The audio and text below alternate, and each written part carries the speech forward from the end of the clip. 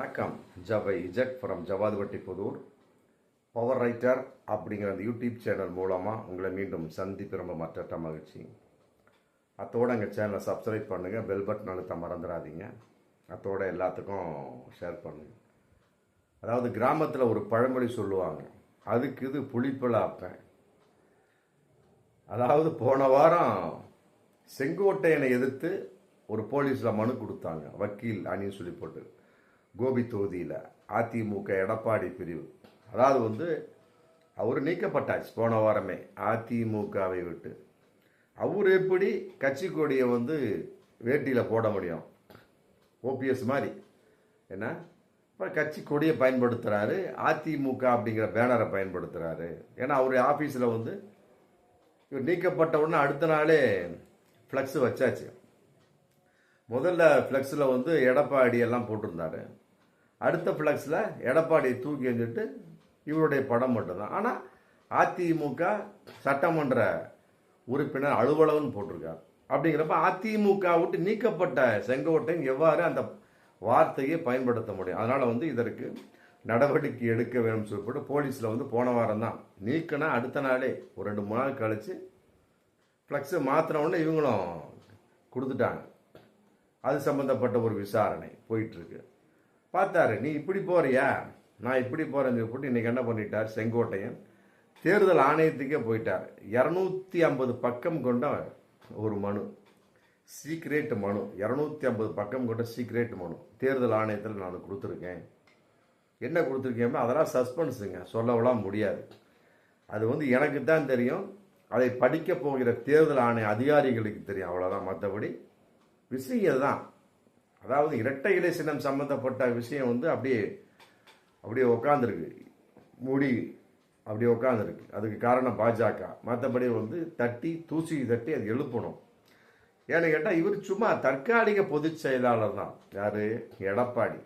அதிமுகவுக்கு தற்காலிக பொதுச் செயலாளர்னா தேர்தல் ஆணையம் அனுப்பிச்சிருக்காங்களே, அங்கீகரிக்கப்பட்ட பொதுச் செயலாளர் கிடையாது. தேர்தல் ஆணையத்தால் எடப்பாடி அதிமுகவின் பொதுச் செயலாளராக அங்கீகரிக்கப்படவில்லை.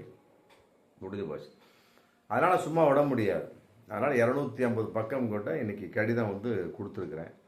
எனக்கு இந்த ரெட்டை இலை சம்மந்தப்பட்ட விஷயம் அப்படியே கிணத்துல கல் போட்ட மாதிரி இருக்குது. அதை என்னங்கிறது எனக்கு விசாரித்து சொல்லுங்க அப்படின்னு சொல்லிட்டு நான் கொடுத்துருக்கேன் அப்படின்னு சொல்லிட்டு இன்னைக்கு பதிலுக்கு பதில், எதிரிக்கு எதிரி அப்படிங்கிற மாதிரி இன்னைக்கு செங்கோட்டையோட நிலைமை போயிட்டுருக்கு. இதன் அடிப்படையில் மீண்டும் தூசி தட்டப்பட்ட ஒரு இரட்டை இலை சம்பந்தப்பட்ட இந்த சின்னம் சம்பந்தப்பட்ட விவகாரம் எடப்பாடிக்கு ஒரு அதிர்ச்சியை கொடுத்திருக்கக்கூடிய ஒரு சமாச்சாரம் கூட. அதையெல்லாம் விட அடுத்த நாள் அதிமுக அலுவலகம் சம்பந்தப்பட்ட வகையில் 82 மாவட்ட செயலாளர் கலந்து கொண்ட ஒரு மாவட்ட செயலாளர் கூட்டம் ராயப்பேட்டை அதிமுக அலுவலகத்தில் நடந்திருக்குது. அதாவது எதுக்கு அப்படின்னா, வரக்கூடிய 2026 சட்டமன்ற தேர்தல் எவ்வாறு இயங்க வேண்டும், என்ன சமாச்சாரம் அப்படின்னு 82 மாவட்ட செயலாளர் அப்படின்னா அது ஒட்டி எத்தனை பேர் வந்திருப்பாங்க அப்படின்னு பார்த்துக்க வேண்டியதான். அதுலேயும் மிகப்பெரிய ஒரு அழுத்தமான ஒரு விஷயம், செங்கோட்டையன் கொடுத்துருக்க 250 பக்க கடிதம், தேர்தல் ஆணையத்துக்கு கொடுத்துருக்க கடிதம் ஒரு பக்கம் எடப்பாடி அழுத்தினாலும் 82 மாவட்ட செயலாளர்கள் கேட்ட கேள்விகள் இன்னைக்கு எடப்பாடி அழுத்தியிருக்கு. அதாவது ரொம்ப அதிகமாக பேசாமல் ரொம்ப தெளிவாக பேசியிருக்காங்க. ஓபிஎஸ், டிடிவி, சசிகலா, செங்கோட்டை 4 பேரும் அந்த இதில் தேவர் ஜெயந்தி விழாவில் இணைஞ்சு பேசிட்டாங்க. எல்லாமே ஒன்றா 4 பேரும் போட்டு திட்டம் போட்டாங்க. அப்படி இருக்கக்கூடிய சமயத்தில் எப்படி நம்ம வெற்றி அடைய முடியும்? டாலர் மில்லியன் கேள்வியை கேட்டுருக்குறாங்க. அதற்கு எடப்பாடி எந்த ஒரு பதிலையும் சொல்லாமல் இல்லை. அதே நேரத்தில் பாதிக்காத அளவுக்கு என்ன நீங்கள் நடவடிக்கை எடுக்க போகிறீங்க என்ன அப்படின்னு பேசப்பட்டிருக்கு மாவட்ட செயலாளர் கூட்டத்தில். அதே நேரத்தில் கூட்டணிக்கு யாருமே வர்ற மாதிரி தெரியல. கூவி அழைச்சது, யாருமே வர்ற மாதிரி தெரியல. தாவேகா வர்ற மாதிரி இருந்தது. நேற்று அவங்க தீர்மானம் போட்டாங்க, முதலமைச்சர் வேட்பாளர் விஜய்.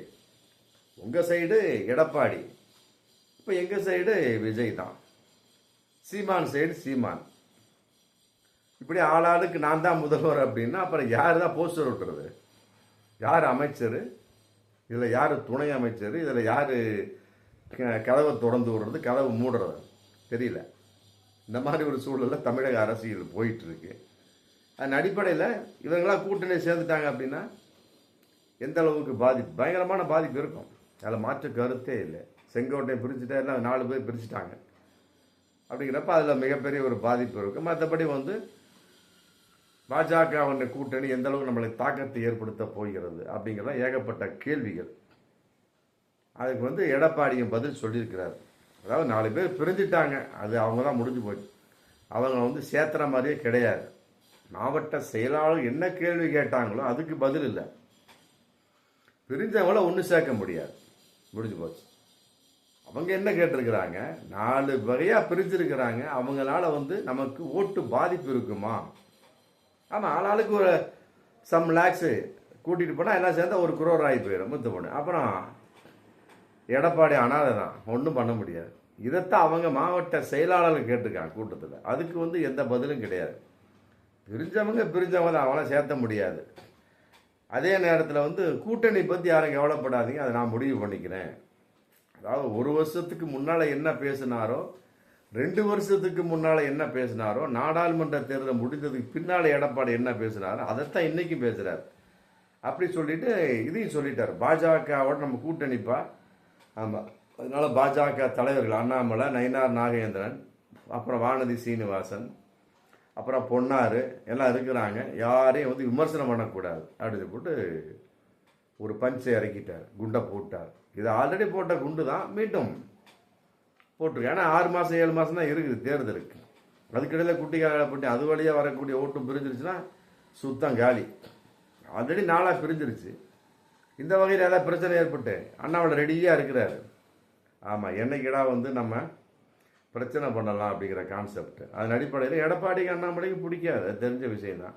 இப்போ அவர் வேறு ஒரு தனியாக கட்சி ஆரம்பிக்கலாமா அப்படின்னு ஒரு பக்கம் போயிட்டு இருக்கிறார். ரசிகர் மன்றங்கள் ஆரம்பிச்சுட்டு இருக்கிறாங்க, அண்ணாமலை ரசிகர் மன்றங்கள். அதன் அடிப்படையில் அதிகமாகிடுச்சுன்னு வச்சுங்களேன், அவர் தனியாக ஆரம்பிச்சிருவார். பாரதிய ஜனதா கட்சியா இல்லை தமிழக ஜனதா கட்சின்னு ஆரம்பிக்க போகிறாரா தெரியல. அது ஒரு நிலைப்பாடு போயிட்டுருக்கு. இதன் அடிப்படையில் இன்னைக்கு அதிமுகவோட நிலைமை குறிப்பாக எடப்பாடியோட நிலைமை ரொம்ப ஆட்டம் கண்டு விட்ட ஒரு விஷயம்.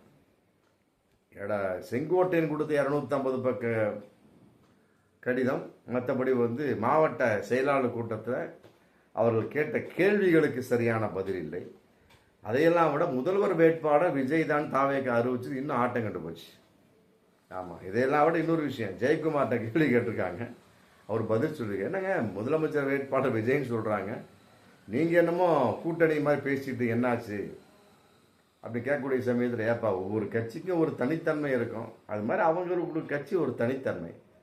எங்கள் வேட்பாளர் முதலமைச்சர் வேட்பாளர் விஜய் அவங்க அது அவங்களுடைய தனித்தன்மையை பொறுத்தது. அதுக்கு நாங்களாம் ஒன்றும் பதில் சொல்ல முடியாது, நமக்கு தேவையில்லாமல் விஷயம் அப்படின்னு சொல்லிட்டு இந்த மாதிரி ஒரு விஷயமா போயிட்டுருக்காங்க. மற்றபடி தாவேகாவை பொறுத்த வரைக்கும் விலகியாச்சு, பாஜகவை பொறுத்த வரைக்கும் ஒட்டியாச்சு. இதன் அடிப்படையில் எந்த கட்சியும் வரல. ஆமாம், 4 பிரிஞ்சிருக்கு. மாவட்ட செயலாளர் கூட்டத்தில் ஏகப்பட்ட காரசாரமான வாக்குவாதங்கள். அவர்கள் கேட்ட கேள்விக்கு எடப்பாடியிடம் பழைய பதில் தான், புதுசாக எந்த பதிலும் இல்லை. ஆமாம், அதன் அடிப்படையில் 2026 சட்டமன்ற தேர்தலுக்கு இன்னும் 5-6 மாதம் தான் இருக்குது. வரும் காலங்களில் யார் எந்த அளவுக்கு அதிமுக எடப்பாடியோட கூட்டணி சேருவார்கள் என்பது மிகப்பெரிய ஒரு கேள்விக்குறி தான். என்றாலும் எந்த அளவுக்கு சமாளிக்க முடியும் என்பது ரொம்ப ரொம்ப சிரமமான விஷயம்தான். ஆமாம், எப்படியோ தோல்வியை நோக்கி அதிமுக அப்படிங்கிற மாதிரி தான் சொல்ல முடியும். பார்ப்போம் மீண்டும் அடுத்த வீடியோ. நன்றி.